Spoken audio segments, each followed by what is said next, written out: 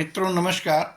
आशा है आप प्रसन्न होंगे, स्वस्थ चित्त होंगे। तो आप लोगों ने देखा कि केन उपनिषद का पहला एपिसोड हो चुका है।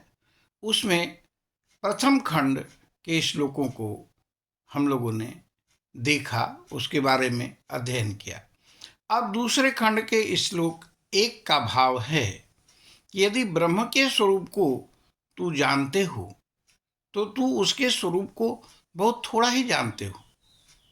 विद्वानों ने उसके स्वरूप को जो बताया है वह मीमांस है, अर्थात स्पष्ट नहीं है।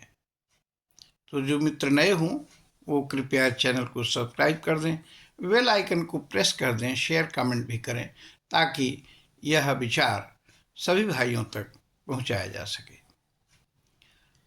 अब आगे का श्लोक 3 का भाव है कि जो यह मान लिया है कि वह उसे नहीं जान सका, उसने उसे जान लिया है। ऐसे ही जो उसे माने कि ब्रह्म को जान लिया है तो उसने उसे नहीं जाना। तो निष्कर्ष हुआ कि जानने वालों के लिए वह अविज्ञात है।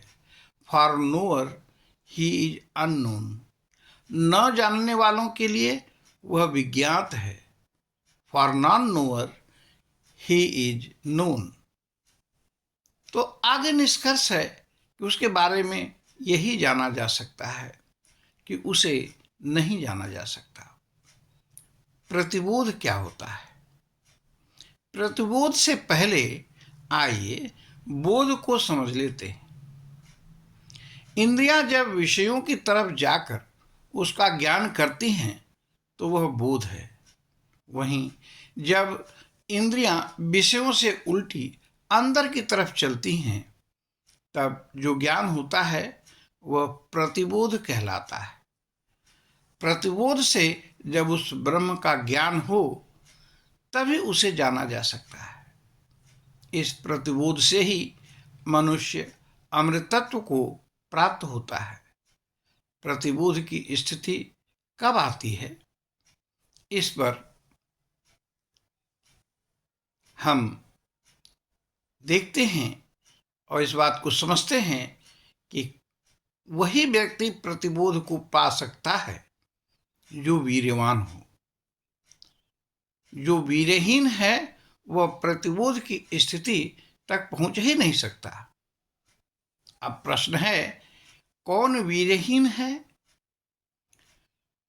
इस पर ऋषि कहते हैं जो विषयों में फंसा हो तो वीर्यहीन विषयों में ही फंसता है और चला जाता है। फंसता ही चला जाता है। विषयों में फंसना क्या है? आज लगा कि हमें स्कूटर चाहिए तो ले लिया। पड़ोसी ने कार खरीदी, हमारी स्कूटर की खुशी तो काफूर हो गई। अब कार के लिए प्रयास किया गया, चलो ले आए। पर यह क्या, ऑफिस के एक मित्र ने जरा कीमती कार ले लिया। अब लालसा और बढ़ी। ये तो लालसा कभी खत्म नहीं होती। गीता में भगवान ने कहा है कि विषयों की पूर्ति से विषय की ज्वाला खत्म नहीं होती। वैसे ही जैसे कुंड में घी डालते जाएं तो कुंड की अग्नि बुझती नहीं है। एक बात और कि विषय की इच्छा पूरी हुई तो राग, नहीं पूरी हुई तो क्रोध की उत्पत्ति होती है। क्रोध से स्मृति विभ्रम और उससे बुद्धिनाश और फिर सत्यानाश। तो वीरहीन का विषय लगाव कम नहीं होता। तो आवश्यकता है इस चक्र से निकलने की, तभी जाकर कल्याण होगा। कल्याण संसार में यश प्राप्ति भी है, सफलता भी है। मुमुक्षु के लिए कल्याण परमात्मा की प्राप्ति है। मुख्य है उस मार्ग को ढूंढना जिससे यह वासना चक्र टूटे। तो वह मार्ग है प्रतिबोध का। स्वयं को पहचाने और वीर्यहीन से वीर्यवान बने। कल्याण क्या है ये सोचे। बड़ी कार लेने के बजाय उच्च सफलता किसमें है ये जाने। श्रेय मार्ग क्या है उसमें लग जाए। प्रतिबोध का मार्ग ही श्रेय मार्ग है। विषयों से हटकर आत्मा की तरफ चले तो मार्ग प्रतिबोध का हो जाएगा। ऋषि कहते हैं, इंद्रियों की तरफ पीट कर जब हम आत्मा की तरफ लौट आते हैं तब वीर्य शक्ति प्राप्त होती है। विषयों की भूख बोध है, अविद्या है। आत्मा की तरफ मुख होना प्रतिबोध है। विद्या है वास्तविक ज्ञान।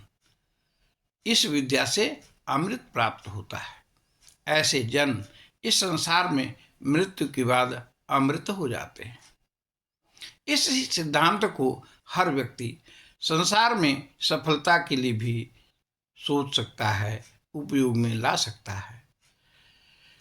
सर्वे भवन्तु सुखिनः, सर्वे सन्तु निरामया, सर्वे भद्राणि पश्यन्तु, मा कश्चित् दुःखभाग् भवेत्। हरि ओम तत्सत्। हरि ओम तत्सत्। हरि ओम तत्सत्। आप सभी को बहुत बहुत धन्यवाद। Thank you.